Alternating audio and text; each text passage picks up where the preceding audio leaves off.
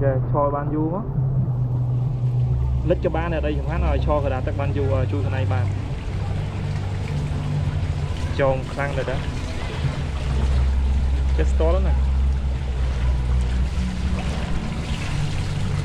Ban đập một trong 30 tí ấy.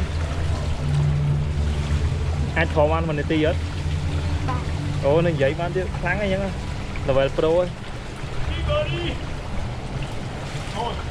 Bây giờ giờ. Anh vào vai mà chôm mà nó sao vào mà chôm mà. Ý xí này. Sai sau Vinity ấy. Ban mình tí khăn này.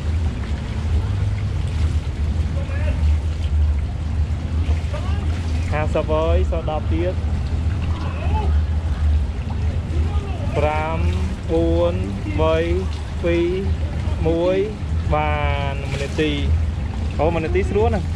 Không nên hot đây hết nè.